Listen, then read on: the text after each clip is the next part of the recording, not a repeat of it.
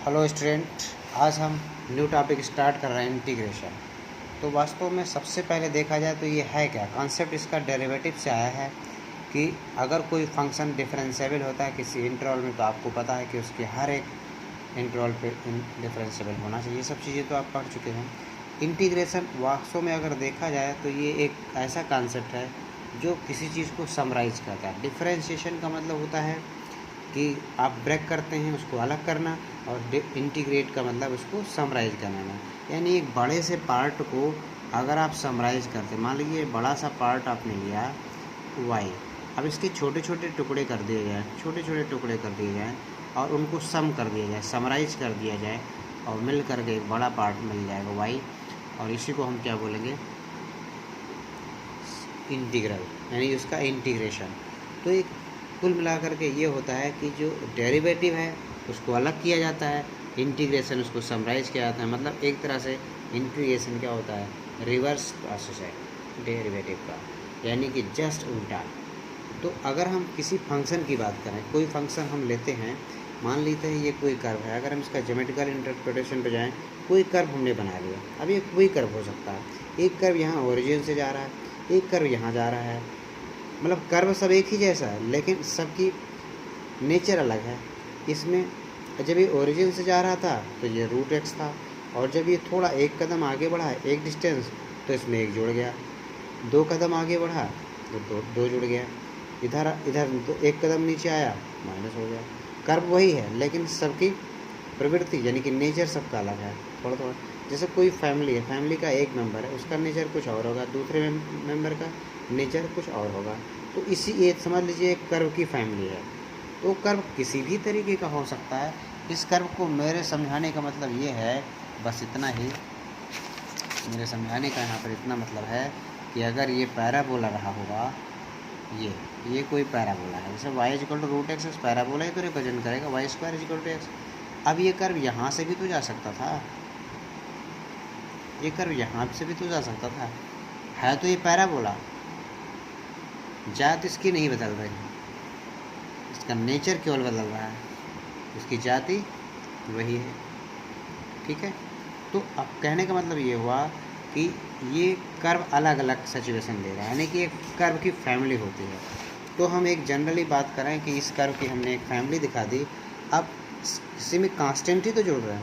अब इस कांस्टेंट का रोल क्या है, जब आप डेरिवेटिव कर निकालते हैं इसका, तो डेरिवेटिव निकालते हैं तो कांस्टेंट तो हट जाता है, कांस्टेंट ख़त्म हो जाता है, सिर्फ ये बचता है।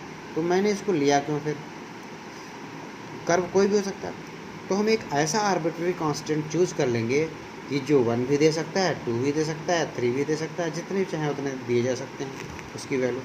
तो एक आर्बिट्ररी कांस्टेंट अगर हम चूज़ करते हैं तो उसका डेरिवेटिव निकालते हैं तो हमारा तब भी वही आ रहा है, अगर इसको नहीं चूज़ करते तो भी फ़र्क क्या पड़ा।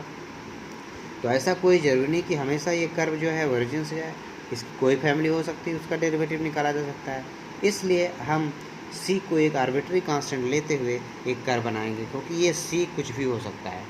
अब जब हम किसी फैमिली ऑफ कर्व की जनरल फैमिली की बात करेंगे तो सी ज़रूर लिखेंगे। जब किसी पर्टिकुलर कर्व की बात कर रहे हैं तो आप ठीक है कि ओरिजिन से जा रहा है, लेकिन अब किसी कर्व, जैसा हम पढ़ा चुके हैं 11th में फैमिली ऑफ कर्व, लेकिन यहाँ पर इसको डिसाइड नहीं कर रहा कि किस कर्व की बात कर रहा है, तो हम एक फैमिली ऑफ कर्व ले लेते हैं। उसका जो उसमें सारे मेंबर आ जाएंगे उस फैमिली में। अगर हम इस कर्व को ले लेंगे, इस कर्व को लेंगे तो पर्टिकुलर एक मेंबर की बात होगी, और किसी फैमिली के सारे मेंबर की बात करना है, किसी फैमिली की बात करनी है तो हमारा ही है। तो जब भी हम स्टैंडर्ड फॉर्म में, जनरल फॉर्म में सोचेंगे तो किसी फैमिली के बारे में सोचेंगे।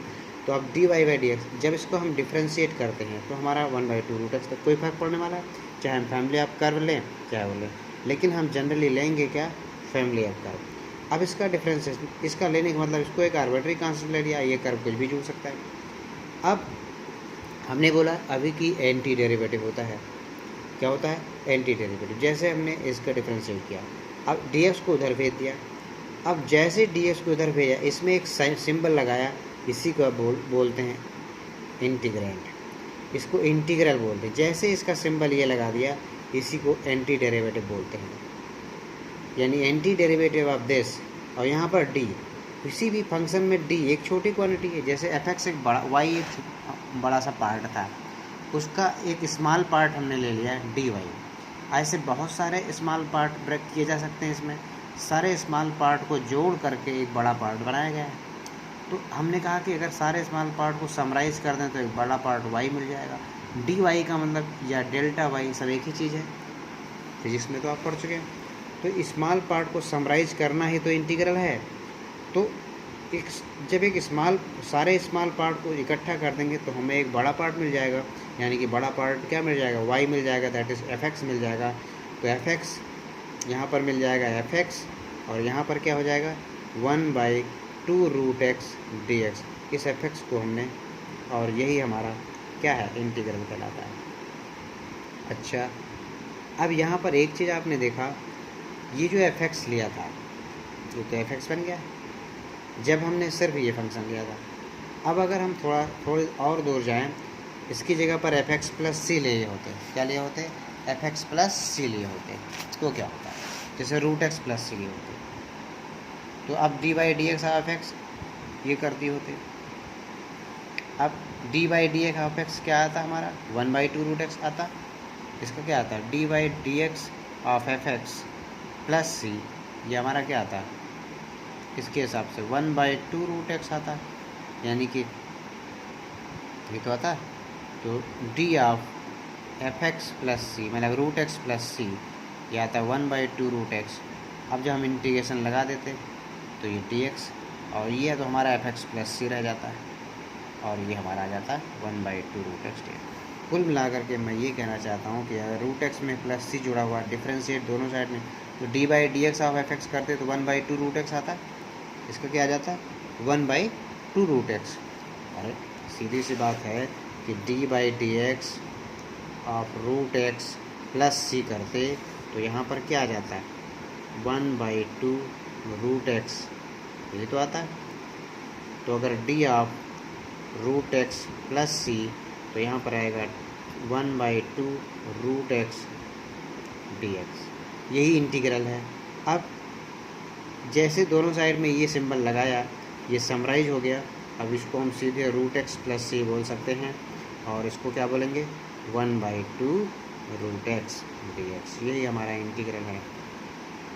हम जनरल फैमिली ऑफ कर्व की बात कर रहे हैं, यानी कि जब भी हम, तो सीधा सीधा अगर हम लिखें कि fx plus C d/dx of fx लिखेंगे तो d of fx plus C fx dx हो जाएगा। इंटीग्रल साइन लगाते ही ये fx प्लस सी हो जाएगा, और ये हमारा रिजल्ट पे पहुंच जाएंगे। हम इस रिजल्ट पे पहुंचेंगे fx प्लस सी, और यही हमारा इंटीग्रल है, जहाँ पर fx इंटीग्रल ऑफ fx को इंटीग्रल बोलते हैं, और सिर्फ fx यहाँ पर इंटीग्रैंड हो जाएगा इस फंक्शन का, और x यहाँ पर वेरिएबल है, ठीक है। और यही आपका स्टैंडर्ड फॉर्म होगा किसी फंक्शन का इंटीग्रल निकालने का, ठीक। तो इस तरह से हम एंटी डेरिवेटिव निकाल सकते हैं किसी भी फैमिली ऑफ कर्व के लिए। तो हर बार ये क्या आ जाएगा, एक कांस्टेंट जुड़ जाएगा। जैसे हम इंटीग्रल सॉल्व कर लेंगे एक कांस्टेंट जुड़ जाएगा, ये ध्यान रखना है खासकर, क्योंकि यहाँ पर कोई डेफिनेट नहीं है, चीज़ें इनडेफिनिट है। तो जब इनडेफिनिट इंटीग्रल, दो तरह के इंटीग्रेशन होते हैं, एक डेफिनेट और एक इनडेफिनिट। शायद ये मैं बताना भूल गया स्टार्टिंग में कि दो तरह के होते हैं इंटीग्रल, दो तरह के होते हैं जिसे हम एंटी डेरिवेटिव बोलते हैं। एक यहाँ पर होता है इनडेफिनिट और दूसरा डेफिनिट। तो हम आगे डेफिनिट पे चर्चा बाद में करेंगे, पहले इनडेफिनिट पे। तो ये है बेसिक कॉन्सेप्ट इंटीग्रेशन का। उसके बाद हम आगे डिस्कशन करेंगे इनके कुछ फार्मूलाज पे। अब आपने बहुत सारे फार्मूला भी पढ़ा होगा, d/dx of sine x cos x होता है। अब ज़रा एक स्टैंडर्ड फार्मूले की हम बात कर लेते हैं, x की पावर n। ये क्या होता है, x की पावर n+1 अपॉन n+1, यही होता है। इस इंटीग्रेशन की अगर हम बात करें, d/dx ऑफ x की पावर n, ये क्या होता है nx की पावर n-1, ये आप बाद में करते हैं। अब इसका क्या होता है, अभी मैंने क्या बताया कि डेरिवेटिव ले लिया जाए, तो d ऑफ x की power n is equal to nx की पावर n-1 dx। अब मैं क्या कर रहा हूँ, x की पावर n-1 dx को यहीं छोड़ रहा हूँ, कांस्टेंट को बाहर निकाल के इधर ले आ रहा हूँ, डी ऑफ एक्स की power n upon n, d of x की पावर एन अपॉन एन। ठीक, अब डी हटाते ही क्या बन गया, एक्स की पावर एन अपॉन एन और इधर एक्स की power n minus one d x. आप यहाँ पर क्या देख रहे हैं कि जब हम किसी भी पावर का इंटीग्रल निकाल रहे हैं, एक्स की पावर रहे हैं, तो एक पावर कम हो जा रही है, एन माइनस वन पे क्या आ रहा है, एन आ रहा है, और नीचे वही एन आ जा रहा है। अब जैसे हम एक्स क्यूब निकालेंगे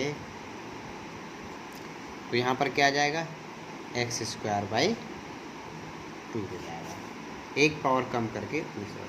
तो इस तरह से हम स्टैंडर्ड रिजल्ट पे पहुँच गए। अगर हम एक्स की पावर